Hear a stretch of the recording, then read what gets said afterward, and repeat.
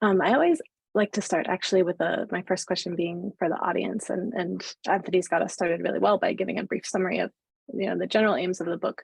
But I wanted to just read the room a little bit by asking people to throw into the chat a free association of what comes up for you when you hear the words "good enough." And it might be a feeling, it might be an image, it might be a word or a set of words. I'm going to just keep talking until you start chatting, typing into the chat.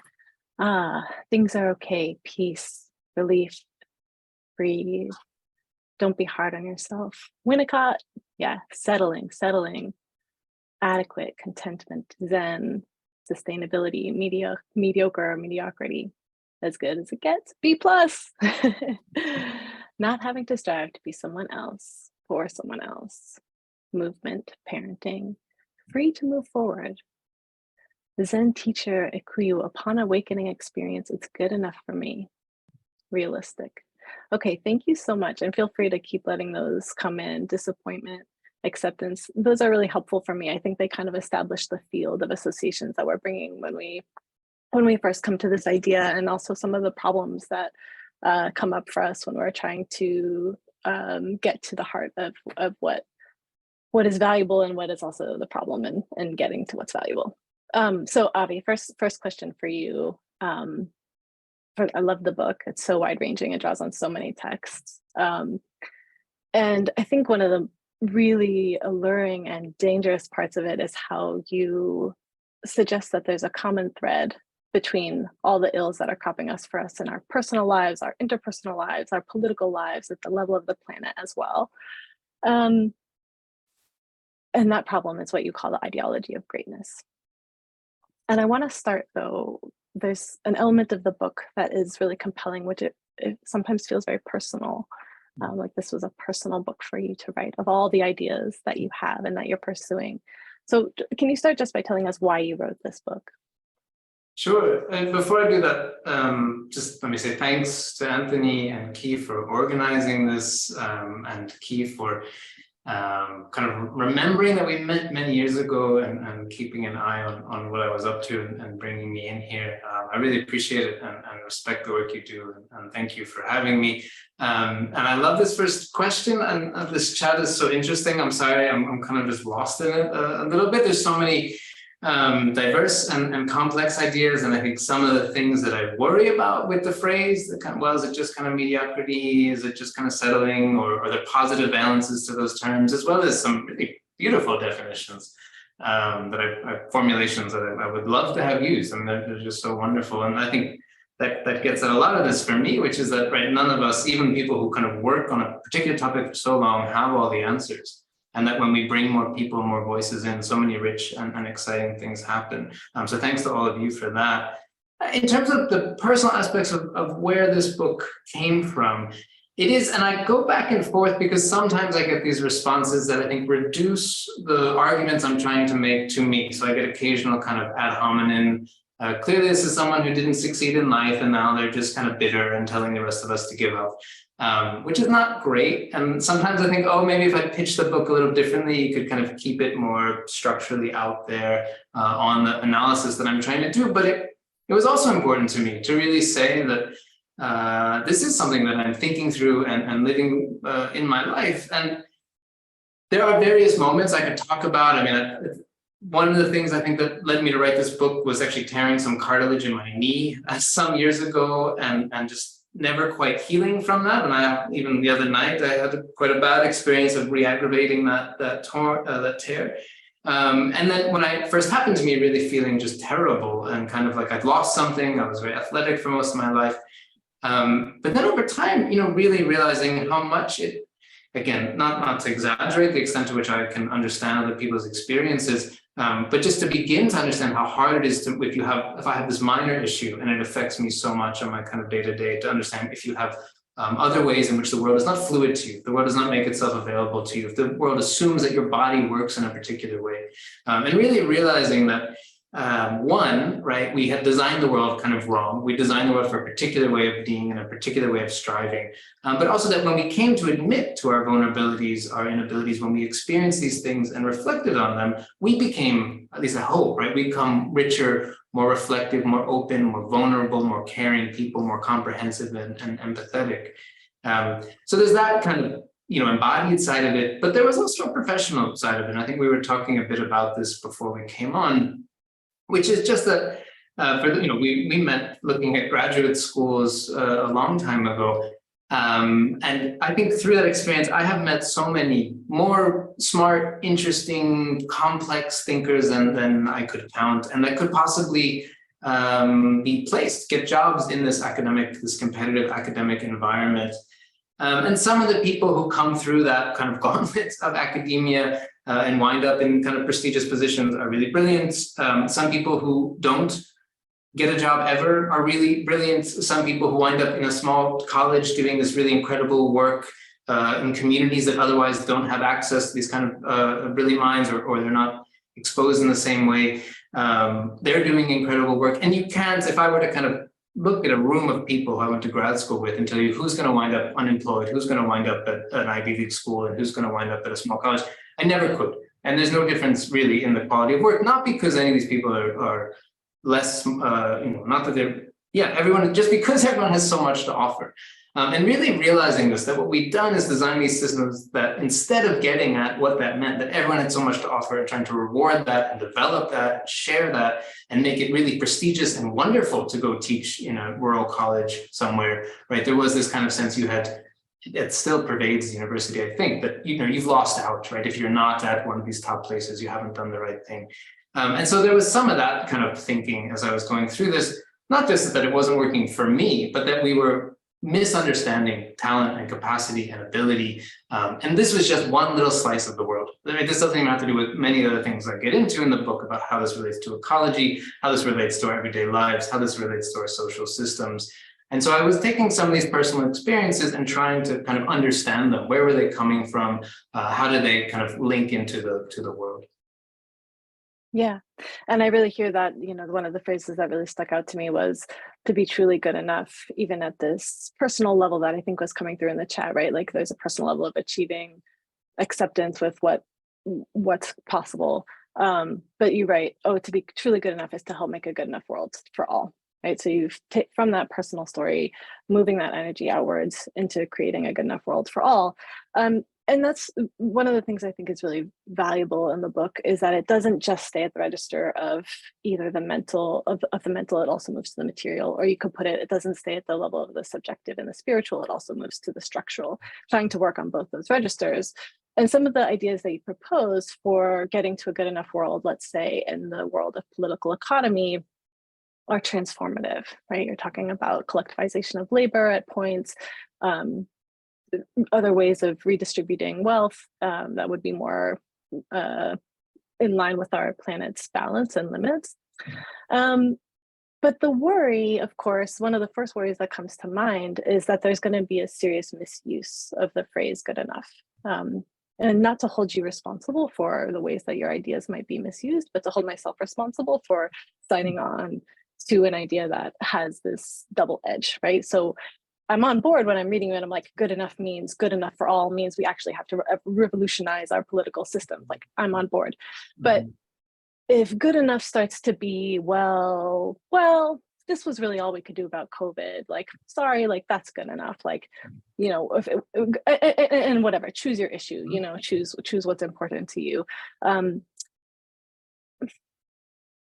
Does that suggest that maybe a different rhetorical strategy is needed, even if the idea is valid, when there's so much danger for letting the good enough-ism letting us off the hook?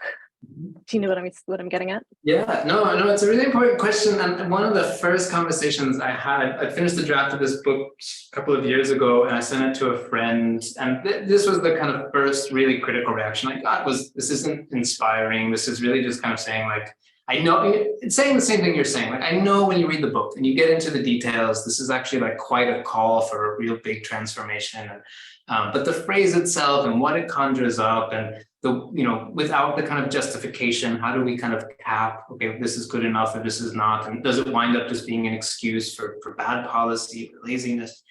And at some level, for me, this is the meaning of the term, right? There is not a concept that kind of breaks through everything and gives us this perfect idea. And I don't think the good enough, I mean, it's not the last thing I've written. I'll keep writing and I'll keep developing other ideas. But it did capture something really specific and important for me. And that for me is really aspirational. And I know, and I obviously I cannot, like you said, stop how other people will use a word or interpret it or understand it. But it was quite powerful for me to really think that there's this little phrase. And in this little phrase came so many ideas that really spoke to me. This idea, for one hand, that when we talked about what was good enough, it couldn't just be enough. It couldn't just be the bare minimum. And you get this sometimes where people talk about kind of universal basic income kind of arguments, like, well, there'll be rich people and whatever, but everyone will just kind of have their, they'll be able to eat. They're not going to die. They'll be warm enough, right? Everything will be this really basic. But actually, no, it has to be good enough, right? There is this kind of sense of goodness, and there is this kind of sense of decency and care and quality in what we're trying to get at for everybody. And that the phrase began to do this kind of work, but then it also reminded us that on the way to trying to make a better world, we were going to make mistakes, right? We're not going to have the perfect answer to everything. Whatever side of the political spectrum you kind of find yourself arguing for, that side is going to make mistakes in its path. I mean, most of us, right? You go to any political meeting, mostly we disagree with each other. We kind of agree on some broad platform, but all the little things along the way are just driving everyone crazy. And again, if we don't have that sense that this is part of what political work is, or this is part of what relationship work is, it's not this perfect homology. It is something that's a little cracked. It's a little difficult. It's just going to be kind of flawed in some way, and that flaw is not a bad thing. It's that flaw that opens us up to each other. It's that flaw that sort of says to us, I don't have all the answers, and I have to seriously listen to you and engage with you and understand where you're coming from, but also without giving up the sense that I deserve what's good enough as well, right? It's not just I'm going to kind of entirely give myself over. I'm going to insist that some kind of quality, some kind of decency, some kind of care are part of my position in the world. And so if the phrase itself speaks to you, right, kind of gives you some sense, and if you feel like reading the book or the essay on the philosopher and what's coming out there, gives you a language to express something you find meaningful, I'm so happy.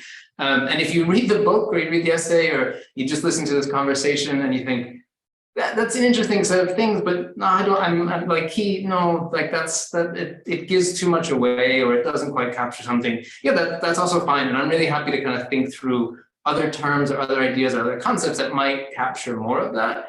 But for me, there was just something when you started to break down the word, and I think I give it like 7 in the philosopher essay, with kind of 7 levels of it, that it just meant a lot to me, and I could do a lot with it, and I wanted to explore that. And I thought it was an interesting thing to kind of offer out to the world, knowing full well, of course, that it itself is not a perfect idea, right? It's a good enough, I hope, idea, but has its own kind of limitation.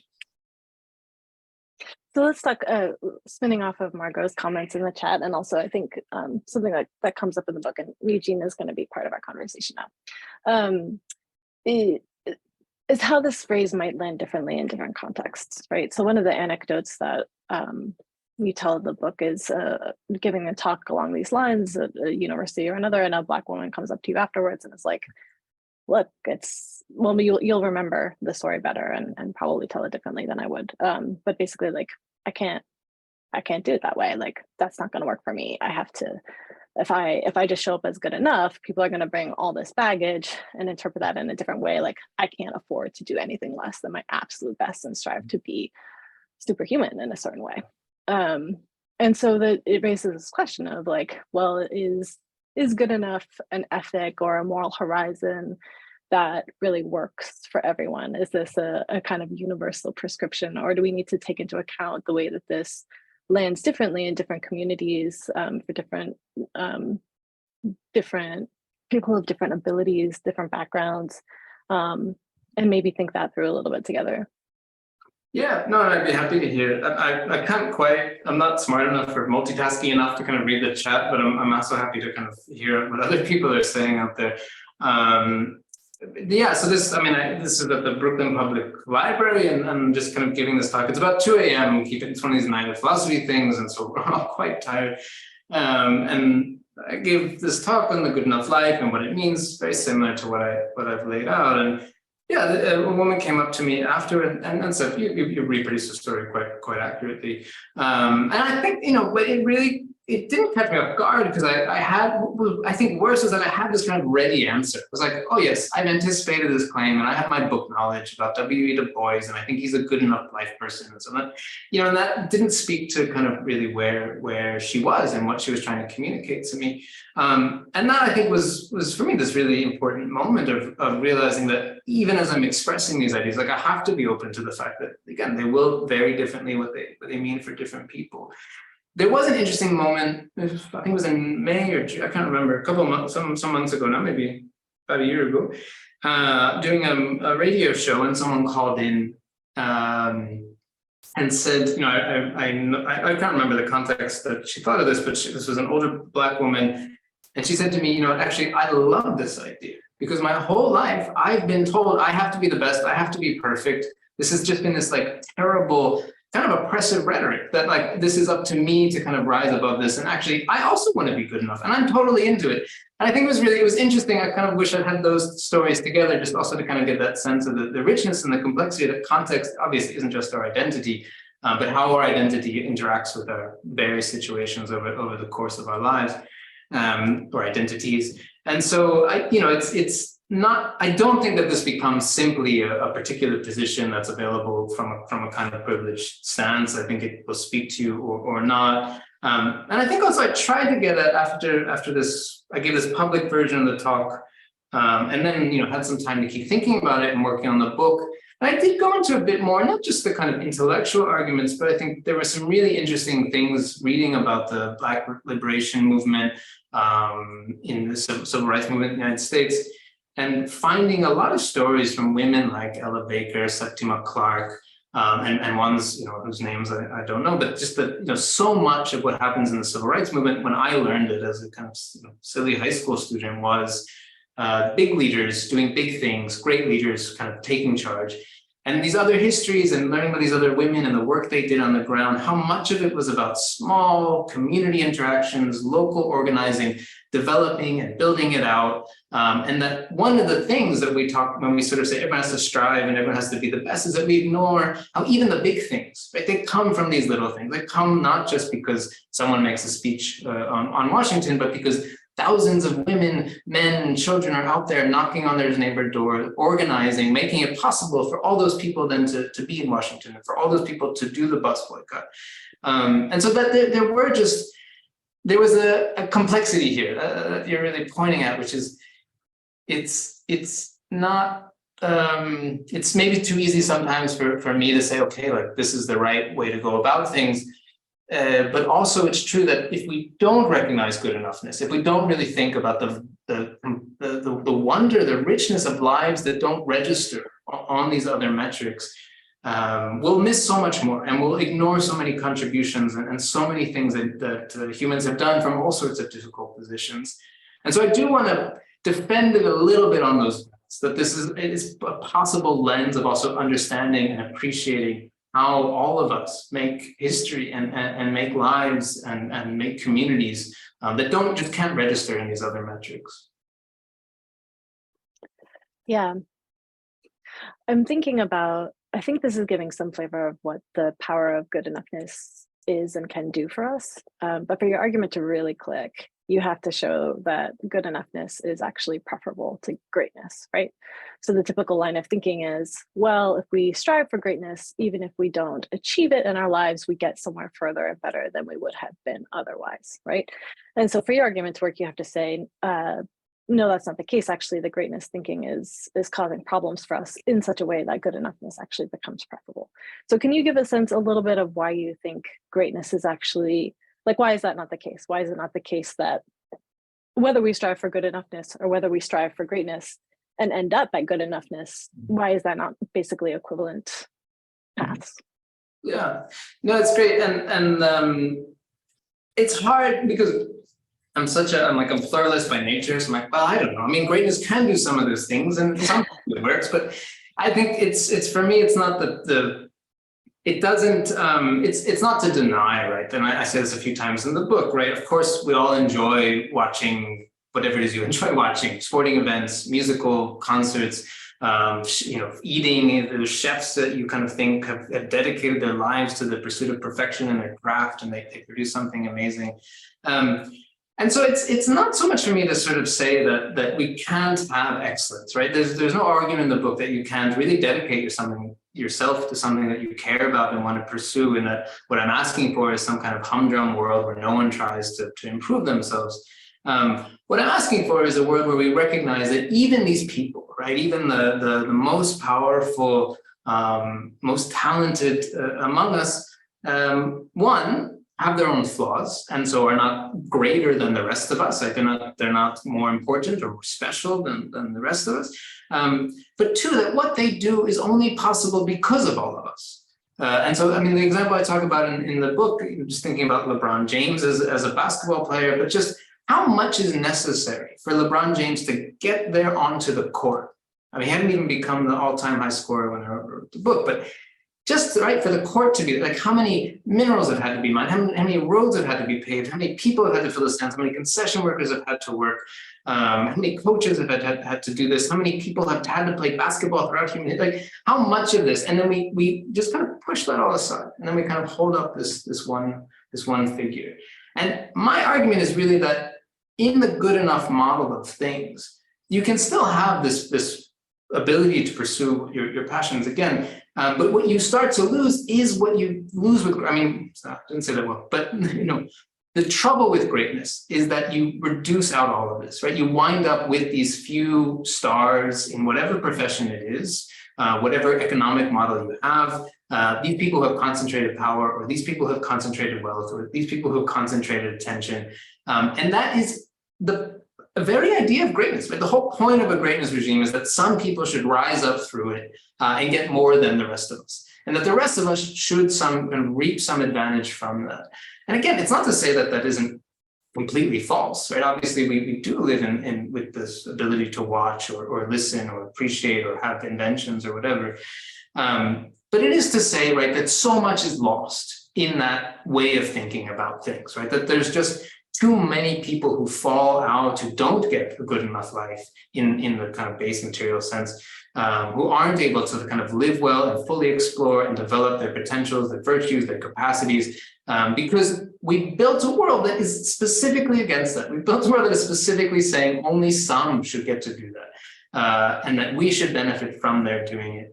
And so, my argument is not that it's inconceivable or that some good things may not happen because of this, but that the kind of world that really enables all of us, right, to make the contributions, like to have something where many people are contributing to the ideas that are happening in the world, or many people, I mean, this is right, effectively what a democracy should be, is that everyone has some kind of part of it, right? We actually all are ruling in some sense together.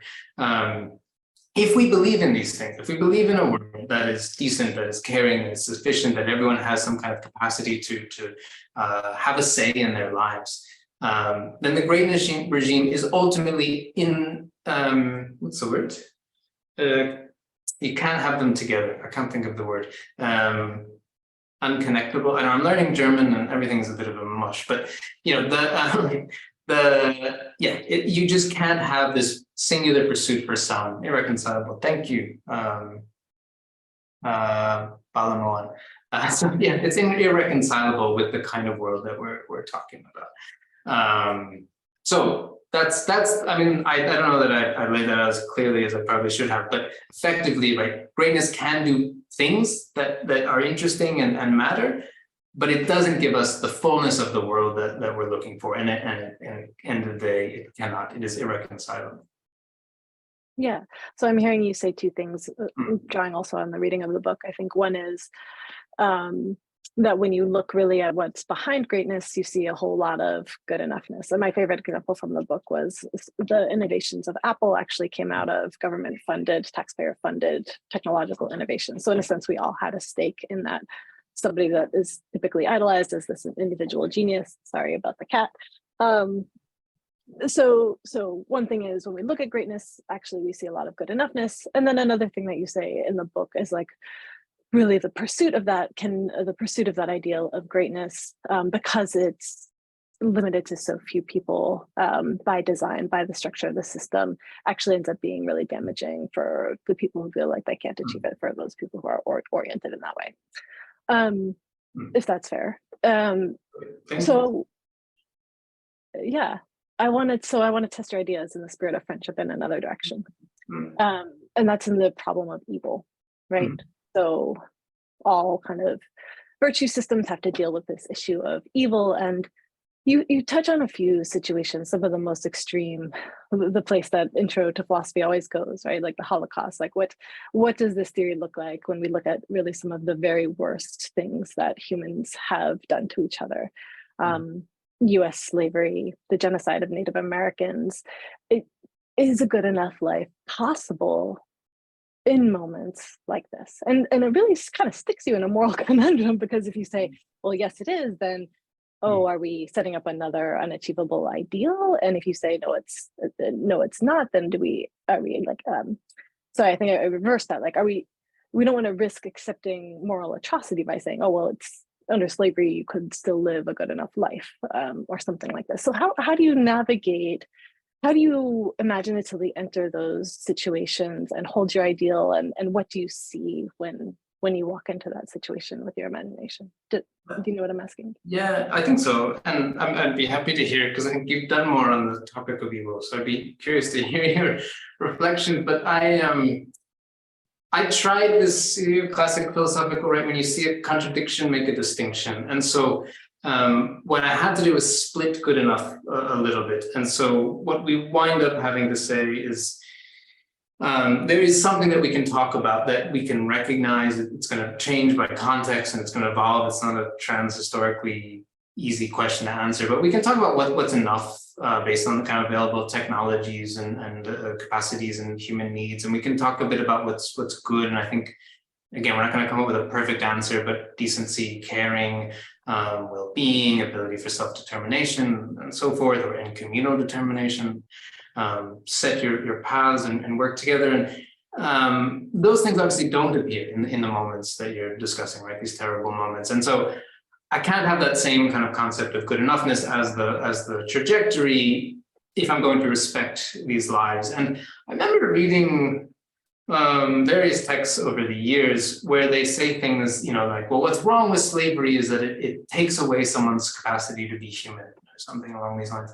And I understand, right, what that's saying, and why slavery is obviously, this enslavement is this terrible thing, but obviously people still live life, right? Generations pass in enslavement.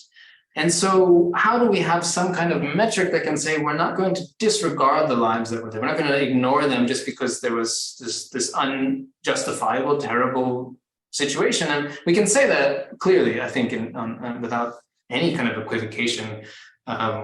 You get these kind of Hegelian equivocations of, well, it's good enough because it's part of the process of history or something. I make nothing like this.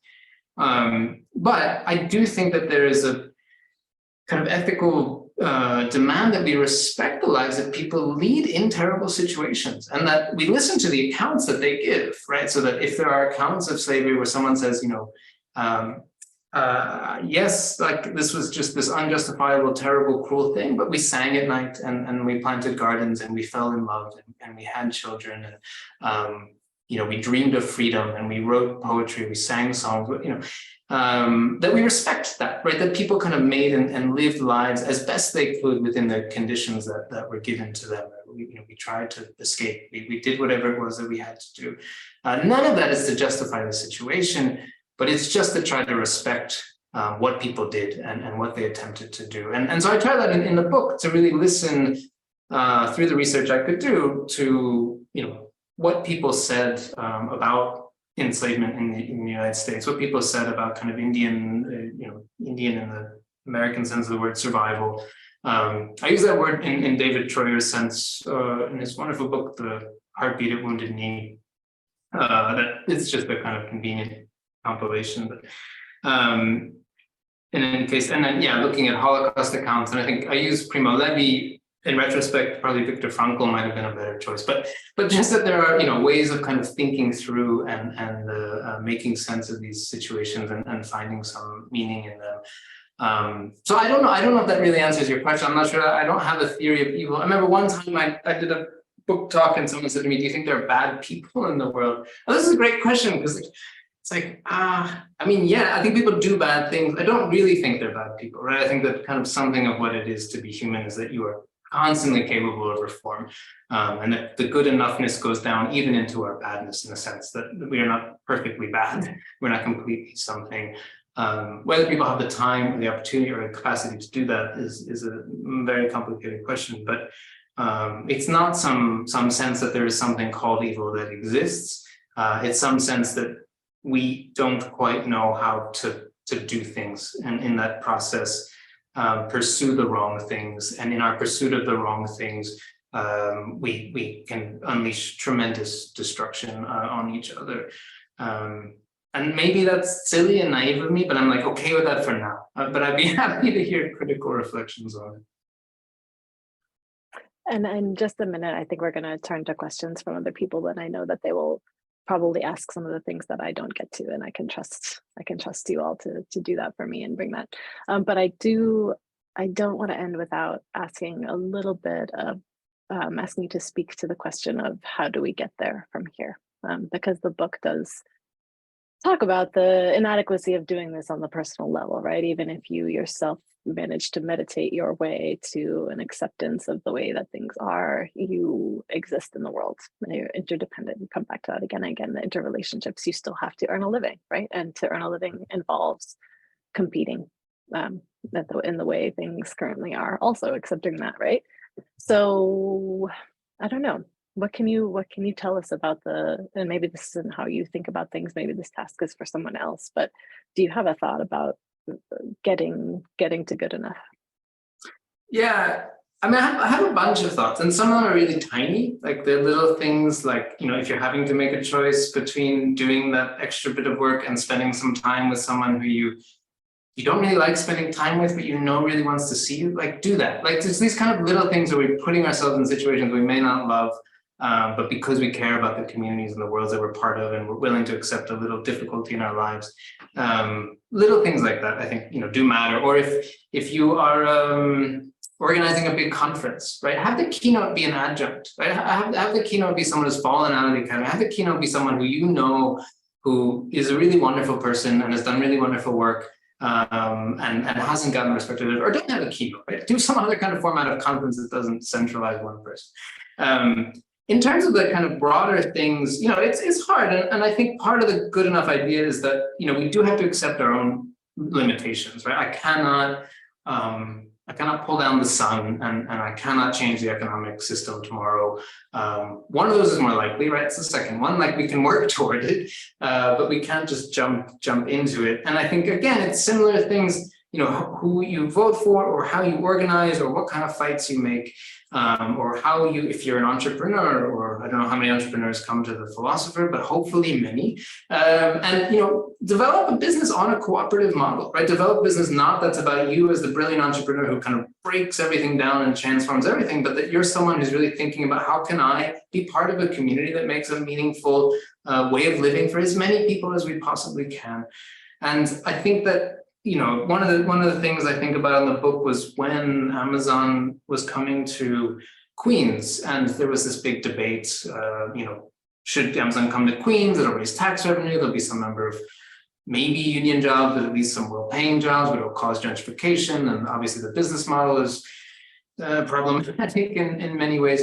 And it was eventually defeated. And I think that was probably for the best, but it would have been much more exciting to me if instead something arose in its place, but it was like a massive cooperative system, right? Or something that was going to rival, okay, we're going to take all these tax breaks and all this funding, we're going to pump into this kind of great company. And instead, we're going to put it into a lot of little good enough companies, and we're going to give them all the money and the support to develop what they're doing and what they're up to.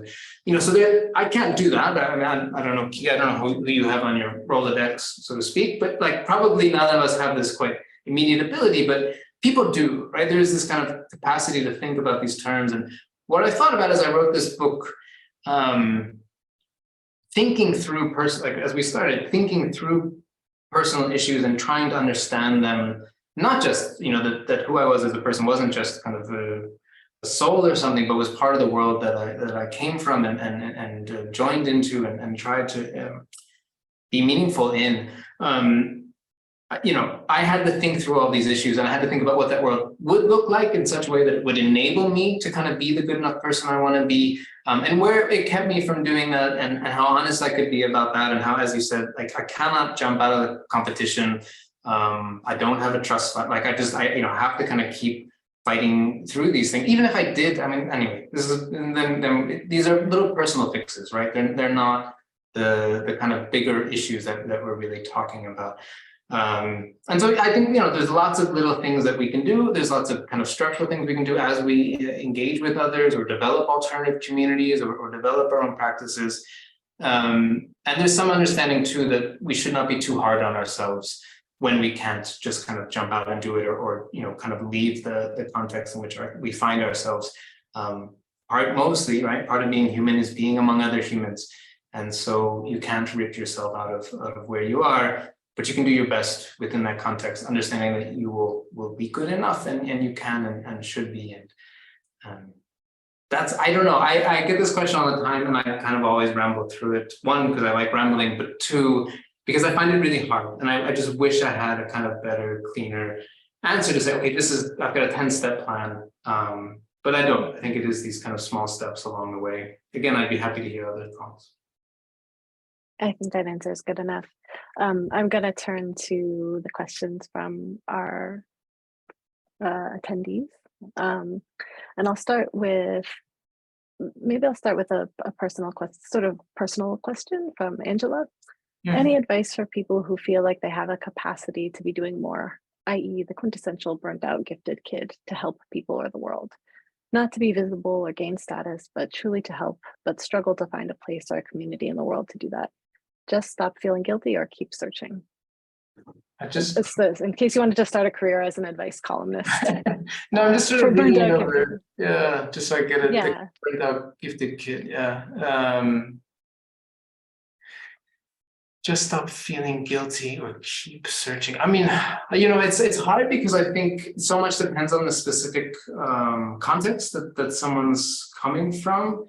And so I don't, it's hard to answer just kind of generally. My gut instinct is always to sort of say that it's not exactly like the question poses not to be visible, but truly help, but struggle to find a place. I mean, I don't necessarily oppose these things. Like it can be maybe be a way of sort of saying you can put if the pursuit of excellence I was talking about earlier with basketball or other talents, if that for you is helping your community, right? If that's kind of being a better organizer, which probably means being a better listener, right? Or being someone who kind of learns the bureaucracy behind the scenes and figures out how to plug things in, or understanding what that would take, or going deeper into those archives of successful social movements or political movements, by all means do that. So it's not, again, to say like don't try, but if you find that I think I would maybe just inflect the question differently, that it's not necessarily about this kind of status seeking or kind of falling back. But I'm not sure, again, because I'm not sure I've understood all the nuances and details. I wouldn't say just stop feeling guilty. Like, I don't know, I feel guilty all the time. I think that's okay. But it's not a particularly productive emotion, right? So it's sort of saying, what is your guilt doing for you? And if your guilt is helping you do things that are, making you contribute more to a world that works well and decently for everyone, then you keep a little bit of it because it's giving you some edge. But if your guilt is just making you feel kind of bad and like you're not doing enough, and instead you're kind of running it through your head, then it's not productive for you or anyone else. I don't think you have to feel. I don't think any of us has to.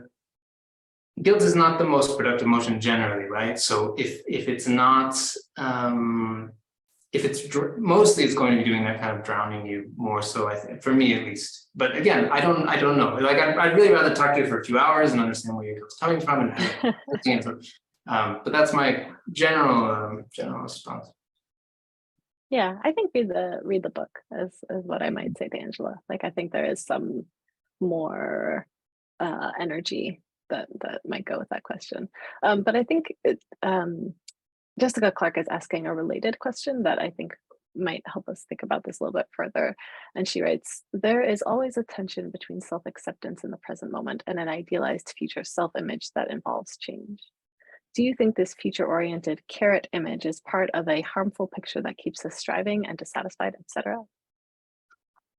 Yeah, I think I sometimes in my head, I don't write this, but I think of this as a kind of paradox of human happiness, right? That in order for us to kind of make things that make a more decent, more caring, more abundant world requires us to be a little dissatisfied with the world that we live in. And that dissatisfaction, not necessarily the guilt of that, but just the kind of acknowledgement that what we have isn't yet good enough, does propel us forward.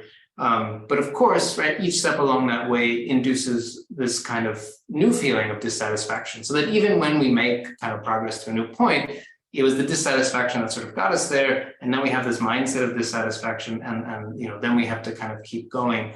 And so I think for me, again, it's less a question of getting rid of dissatisfaction or just kind of accepting where we are, so much as it is to really analyze the sentiments and the feelings and what kind of work they're doing.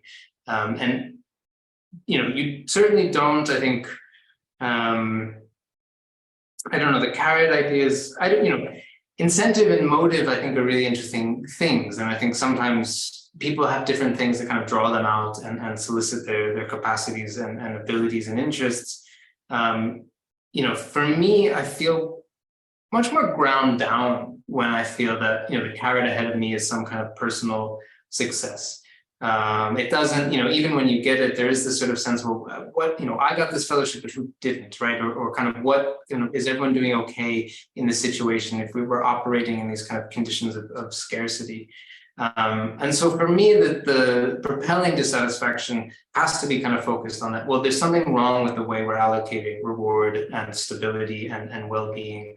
And how can I kind of contribute to that at the same time as we were talking about earlier with Chi, that I do still have to kind of live in this world and operate within it. So that's my sense that dissatisfaction is part of life, like it is. It just, you're always going to be somewhat dissatisfied with something, nothing quite fully. That's, I don't know, it's part of being human. Like that. There's evolutionary explanations for this, there's psychological ones, but also, what can we do with it, right? If it's going to be there, and this is always the good enough question for me, if we're going to have this, how do we kind of use it to move us forward? Yeah, I love that. And let's shift now from the sort of personal level and give a little bit more credit to the part of your book where you're thinking through collective and planetary questions. And I'm going to borrow Sue Minku's question for this.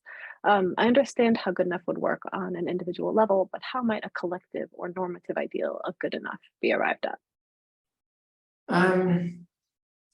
Yeah, so thanks for the question and positioning it in these different terms. And it's funny for me because I thought when I wrote the book, I really knew what the individual was. And I'm actually kind of confused at this point what the individual level is, whereas collectively it started to make more sense for me. But, it depends on the scale that we're talking about here. I am interested in what it would mean really to kind of scale up, a terrible phrase, but right, kind of have a good enoughness that reaches out, given the plurality of human interests and cultures and histories and traditions. How can good enoughness interact with these different ways of thinking and being? And I don't know. When we get to the big scale, I find it really hard to say, right? Do we just divide up the available resources? That doesn't quite work because for distribution, for logistics, all sorts of things. I'm thinking it more, when you think about, okay, what are the policies within whatever locality that I have some capacity to affect? What are the policies that will lead to a situation in which everyone can have decent housing, everyone can have decent food, everyone can have decent care, everyone can have the ability to pursue their interests, their passions, their abilities. And all of that is not perfect, right? Not everyone gets to do everything they want all the time, or get every spot they want all the time, but there's some kind of fair, equitable understanding of how much people can pursue what they're interested in, and how much they can kind of offer something to a community that requires various resources or capacities or jobs to be done, and how that can be shared. And so the kind of world, I think of these, basic democratic socialism that says, right, this is a democratic way of life, so that, right, this is not one in which people rule over each other, but there is equality of rule, and there is this sense that it's not about you becoming the wealthiest. It is about how we can take the resources that we have and share them, as equitably as we can, probably imperfectly. And I don't think that's the only path to this. I think there are other ways that people could think through and develop it. But as an easy answer, like something we could imagine, it would be a cooperative community as large as we can make it, working towards ensuring decency, care, sufficiency for everyone. Mm-hmm. Yes, I will especially plug the part of your book where you talk about sortition or democracy by lot, various forms of lottery for equalizing situations where we have a lot of qualified candidates or people who might all deserve a say in some way. I think as a concrete mechanism that can work both to institute and produce the kind of good enoughness that you are interested in. Mm-hmm. A somewhat more, maybe, I don't know, technical specific question from Jeremy Vendick-Kamer. What do you think of Susan Neiman's claim in Moral Clarity that idealism is about a view of happiness as striving and struggle? She uses Odysseus as an example. On the one hand, she's accepting imperfection, but on the other hand, she is refusing settling and endorsing idealism. How do you understand idealism such that it's interpreted through your healthy imperfectionism? And how should we think about the overwhelming demands of activism such that we live in a good enough way? So one more abstract question and then request to, I think, apply that to the demands of activism. Mm-hmm. Great. No, and thanks also for reminding me the kind of lottery part of it, because I do think this is an interesting, we could talk for a while about it. But I do think it's one of my pet. Yeah. It's one of my pet passions. Yeah. Yeah. No, so there's a lot more to be said, and anyone who hasn't thought more about it, please consider some of these ideas that kind of classic isonomy, classic kind of equality of before the law or within legal systems was that we would do things by sortition, right? So that we would all kind of at any point be available to lead, and we would also always be ready to kind of, I'm not going to say this well because I'm trying to cram it in and think about this question, but listen to Chi, and I think there are hopefully some good ideas in the book. So sorry, let me focus, because I haven't read Susan Neiman's book, so I don't think I have a great answer, but I'll try to answer not so much the claim as to how it's presented here. Idealism is but a view of happiness as striving or struggle. I think that I'm okay with that. I don't know that Odysseus is who I would use, but in terms of happiness as striving or struggle, I do think that there is something about working through things, right? There is something about kind of difficulty or hardness or things that are a little frustrating that can be quite fulfilling. And when you think, Paul Bloom has this book, The Sweet Spot, which I haven't read, but I heard him on a podcast and he sounded really interesting. But he makes this claim that, right, things like climbing a mountain or running a marathon or raising children are really hard, right? And they make us really happy, not because they're easy, but because they're really hard. And it's something of that work and that labor of going through things. And that I think made a lot of sense to me. So I don't know if that's also Neiman's claim, but I can see that. She's refusing settling and endorsing idealism. I think this does get a little bit back to the question we talked about earlier about what is the problem with greatness. And if we're talking about an internal kind of striving for some kind of excellence, this is something you can do, and you can think about how to pursue what you're interested in.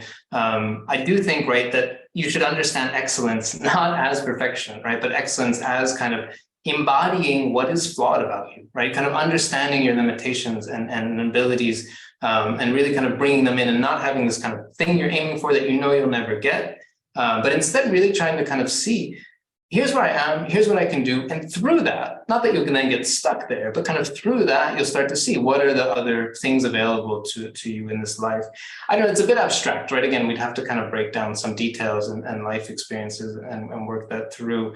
And again, in terms of activism, I go back to the kind of Ella Baker, Septima Clark model, which is having one person try to take this all on their shoulders is neither a historically accurate model of change, nor is it one that really respects the work that we all have to do. And I think that, at least for me, I've been convinced that doing this work together, doing the parts that we can together, is a really meaningful and powerful and effective way to go about this. And coming into a meeting and saying, like, I want to help, I want to do everything, is actually not necessarily the most productive thing. It can be, right? If you're sort of saying, I want to do all the grunt work in the background that no one ever recognizes, there's often a lot of that that can be really helpful to a cause. But yeah, so I understand this worldview. I wouldn't say like you're going to be miserable if you have it, but for me, it is just not where it is, right? It's not so much I'm going to strive for perfection and just kind of console myself with the steps along the way. It really is, I'm going to kind of understand who I am and what I can do and how I can be part of a meaningful world that is not perfect. And that's hard enough. That's enough to kind of work through and process. And through that, not through my own individual pursuits, but through all of us kind of finding these different things through a kind of communicative social labor, that's where, for me, these new productions really do come from, and not just through these kind of individual things. So again, somewhat abstract here, but I hope I gave some sense of a response. Thank you so much. I want to be respectful of people's time and sort of stop there.